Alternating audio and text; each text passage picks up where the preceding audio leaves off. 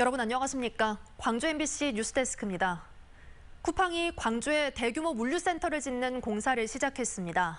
2천억 원이 투입되는 쿠팡 물류센터가 완공되면 2천여 개의 일자리가 생길 것으로 기대되는데요. 노동계에서는 대규모 투자를 반기면서도 양질의 일자리가 만들어져야 한다고 강조했습니다. 보도에 우종훈 기자입니다. 전자상거래업체 쿠팡의 광주 물류센터가 착공됐습니다. 평동 3차 산업단지에 들어설 쿠팡 광주 물류센터는 축구장 20여 개 크기 부지에 걸쳐 오는 2023년 완공될 예정입니다. 지난해 9월 광주시와 쿠팡이 업무 협약을 맺은 뒤 이미 냉동 냉장식품 보관 물류센터가 완공돼 내년 상반기 운영을 앞두고 있고 이번에 2단계로 상온 보관 물류센터가 공사에 들어간 겁니다. 더 많은 물건들을 저희는 광주와 호남 지역에서 매입을 하게 될 거고, 그리고 그 물건은 전국에 다시 유통이 될 겁니다. 이 선순환이 다시 일어나게 됩니다. 광주시는 쿠팡이 2천억을 투자할 이번 물류센터 건립으로 2,000개의 일자리가 새로 생기고 지역 중소기업과 소상공인들이 쿠팡과 함께 동반 성장할 것으로 기대했습니다. 역대 투자 유치 중 최고 규모의 일자리 창출입니다. 일하고 싶고 일할 수 있는 분들에게 일자리를 드리는 것만큼 최고의 선물은 없습니다. 하지만 노동계에선 기대와 함께 우려의 목소리가 나왔습니다. 전체의 97%에 이르는 쿠팡 노동자가 비정규직으로 고용 안정성이 낮고 휴대전화를 반입하지 못하게 하는 등 경기 덕평 쿠팡 물류센터 화재로 불거진 노동자들의 열악한 노동 환경이 개선돼야 한다는 겁니다. 지역에 일자리를 유치하고 일자리를 만드는 것에 반대할 이유가 없습니다. 그러나 그 어떤 일자리보다도 노동자들의 생명보다 먼저 우선할 수는 없다고 생각합니다. 대규모 투자로 많은 지역민이 일하게 될 쿠팡 물류센터에 대한 기대가 높은 만큼 안정적인 일자리가 만들어질 수 있도록 하는 광주시의 노력이 필요합니다. MBC 뉴스 우종훈입니다. 법원이 미쓰비시 중공업의 국내 자산에 대해 매각 명령을 내렸습니다. 일제강점기 강제동원 소송과 관련해서 법원이 매각 결정을 내린 건 이번이 처음인데요. 미쓰비시 중공업과 일본 정부는 즉시 반발했습니다. 이다현 기자가 취재했습니다. 지난 2018년 11월 일본 전범기업을 상대로 한 손해배상 소송에서 근로정신대 할머니들이 최종 승소했습니다. 대법원은 미쓰비시 중공업이 일제강점기 강제징역 피해자들에게 1억에서 1억 5천만 원의 위자료를 지급하라고 판결했습니다. 대한민국 사법보험 만세! 대한민국 만세! 이후 3년 가까이 지나도록 실제 배상은 이루어지지 않았습니다. 피해자들이 법원에 미쓰비시 중공업의 상표권과 특허권에 대한 압류를 신청했지만 중공업 측이 항고와 재항고를 거듭하며 피해 배상을 외면해왔습니다. 그러다 어제 대전지방법원이 미쓰비시 중공업에 국내 자산을 매각하라는 명령을 내렸습니다. 한국 내 상표권과 특허권을 팔아서 일제 강제동원 피해자인 양금덕 할머니와 김성주 할머니에게 배상하라는 겁니다. 일제 강제동원 손해배상 소송과 관련해 우리 법원이 일본 전범기업의 자산에 매각 명령을 내린 건 이번이 처음입니다. 또 다른 피해자 2명도 법원의 결정을 기다리고 있는데 이번 결정이 영향을 줄 것으로 예상됩니다. 법원이 이 매각 절차를 진행하라라는 첫 계단, 첫 관문이 열렸다라고 보시면 될 것 같습니다. 이 절차가 깔끔하게 진행되면 나머지 절차에 영향을 줄 것 같습니다. 하지만 실제 매각이 이루어지려면 시간이 더 걸릴 전망입니다. 미쓰비시 중공업 측이 즉시 항고를 통해 이의 제기를 하겠다고 입장을 밝혔기 때문입니다. 미쓰비시 측은 1965년 한일 청구권 협정으로 근로정신대 피해자들의 청구권 문제가 완전하고도 최종적으로 해결됐다면서 일본 정부와 함께 대응하겠다는 방침입니다. 일본 정부 역시 우리 법원의 결정에 유감의 뜻을 강하게 내비치고 있어서 한일 관계에도 파장이 일 것으로 보입니다. MBC 뉴스 이다현입니다. 최근 광주의 30층 이상의 초고층 아파트가 우후죽순 들어서면서 우려의 목소리가 나오고 있습니다. 광주의 스카이라인, 도심 경관을 지키는데 가상현실 기술을 활용하자는 아이디어가 나왔습니다. 메타버스 등을 이용해 건축물 높이를 미리 가늠해 보는 건데요. 김철원 기자가 취재했습니다. 양림동에 사는 이 할머니는 아파트 때문에 힘든 말년을 보내고 있습니다.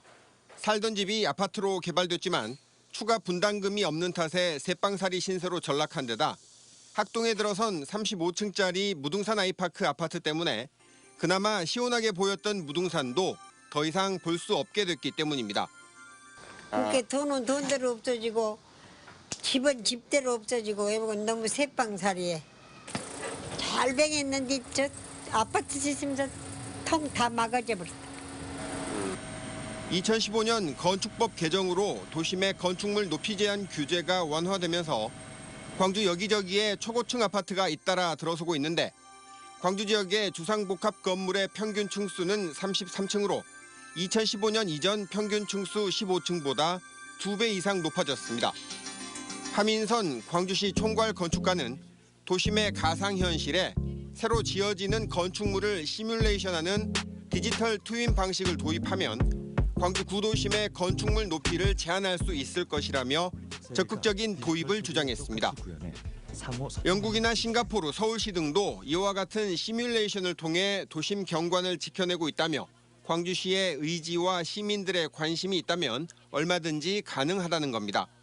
높이 제한을 한다는 건 항상 그 사적 재산하고 공적 이익이 충돌하는 부분이거든요. 그러기 위해서는 공동체 전체에 이제 합의가 필요한데 그 합의를 얻어냄에 있어서 추상적인 도구가 아니라 실제로 그걸 경험해서 과연 좋구나라고 했던 큰 합의를 이끌어내는데 굉장히 효과적인 장치다.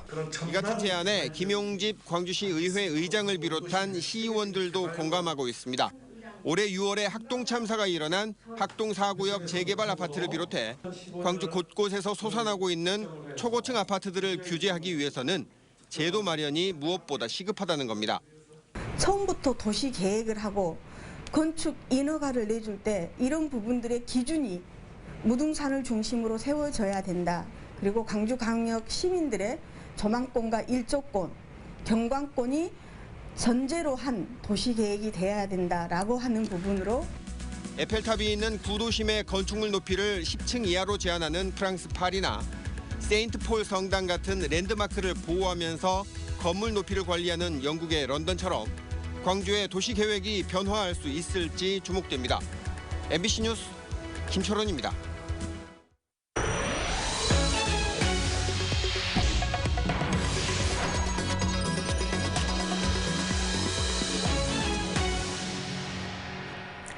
역사서에만 기록된 마한 신미제국의 실체가 확인돼 관심을 모으고 있습니다. 해남 지역에서 신미국이 조성했던 고분들이 잇따라 발굴되고 있습니다. 김윤 기자가 보도합니다. 울창한 산림 한가운데 이제 막 발굴이 시작된 고분들이 눈에 들어옵니다. 해남군 우퍼리 고분군으로 이곳에서 발굴된 고분은 모두 6기. 고분의 입구는 문비석과 문주석, 문지방석으로 구성됐고 돌을 층층이 쌓아 6세기 백제 사비형의 특징을 갖추고 있습니다. 또한 고분에서는 문희기와 광못, 청동환 등 20여 점의 유물도 출토됐습니다. 민간문화재 단체가 우퍼리 일대 150만 제곱미터에서만 육안으로 확인한 고분이 110여 기에 이르고 있습니다. 고분 훼손이 진행돼 긴급 발굴만으로 확인된 것으로 정밀 조사가 진행되면 더 많은 고분이 발굴될 전망입니다. 우퍼리 고분군은 특히 해남 반도가 마한 신미제국의 대표 세력인 신미국의 중심 세력이 활동했던 지역임을 확인해주고 있습니다. 현산면의 마한의 그 신미제국이 백제 신명형까지 그대로 이어졌다는, 단절되지 않고 계속해서 역사적인 그런 것들을 가지고 있다는 것을 보여주는 것이고요. 마한 신미제국은 중국 역사서 진서와 일본 서기에 등장하는 잊혀진 나라. 우퍼리 고분군은 이러한 신미제국의 위상과 정체성을 찾는 데 귀중한 단초를 제공할 수 있을 전망입니다. 우리가 종합정비를 수립한 후에 전체적으로 한번 여기를 조사를 해볼 필요가 있다. 그래서 희구를 후에 아마 본격적으로 발굴이 들어갈 계획으로 하고 있습니다. 그래서 우퍼리 고분군은 유적의 범위가 넓어 도굴로 인한 유적 훼손 위험성이 높아 신속한 발굴 조사와 보존 대책 수립이 절실해지고 있습니다. MBC 뉴스 김윤입니다. 전남 영암의 한 산업단지 인근 도로에서 승합차가 자전거를 들이받는 사고가 발생해 외국인 노동자 2명이 목숨을 잃었습니다. 숨진 외국인 노동자들은 휴무일을 맞아 장을 보러 가는 길이었습니다. 김한수 기자가 취재했습니다. 도로 인근에 자전거 한 대가 심하게 찌그러져 있습니다. 제조업 공장이 밀집한 영암군 삼호읍의 편도 2차선 도로에서 사고가 난 것은 오늘 오전 9시 55분쯤. 50대 운전자가 몰던 승합차가 앞서가던 자전거를 들이받은 겁니다. 사고 충격으로 갓길에 주차된 차량들도 심하게 부서졌습니다. 사고를 목격한 인근 공장 직원들이 나와 119에 신고했지만 자전거에 탄 태국 국적 31살 A씨와 35살 B씨는 모두 현장에서 숨을 거뒀습니다. 운전자는 그 여자 다친 여자 그 옆에가 서 있었고 사람을 어떻게 싣고 병원에 간다든지 그런 상황이 아니었어요. 인근 공장에서 함께 일하던 A씨 등은 쉬는 날 장을 보러 나선 길이었습니다. 자전거 한 대를 함께 타고 인근 마트로 향하다 참변을 당한 겁니다. 경찰은 승합차 운전자가 음주 상태는 아니었으며 앞에 있던 자전거를 미처 발견하지 못해 사고가 난 것으로 보고 있습니다. 안전운전으로 지금 저희들은 보고 있는데 사고를 지금 조사를 하고 있어요. 운전자는 혼자 타셨고요. 경찰은 인근 CCTV 영상과 차량 블랙박스를 확보해 정확한 사고 경위를 조사하고 있습니다. MBC 뉴스 김한수입니다. 고의로 교통사고를 내고 보험금을 받아 챙긴 부부가 경찰에 붙잡혔습니다. 광주 동부경찰서는 지난해 8월과 10월 2차례 걸쳐 산수동의 한 교차로에서 고의로 교통사고를 내고 보험금 1,670만 원을 타낸 혐의로 20살 A씨를 구속하고 아내를 불구속 입건했습니다. 경찰 조사 결과 부부는 보험금을 더 받기 위해 당시 생후 1년이 안 된 아기를 태운 채 사고를 낸 것으로 드러났습니다. 층간소음으로 인한 민원이 크게 늘어난 것으로 나타났습니다. 민주당 조호섭 의원이 국토부와 환경부로부터 제출받은 자료에 따르면 이웃사이센터에 접수된 1단계 전화상담 민원이 2012년 8,700여 건에서 지난해에는 42,200여 건으로 8년 사이 4.8배 증가했습니다. 또 2단계 현장 진단 민원 접수도 같은 기간 6.6배 늘어난 것으로 나타났습니다.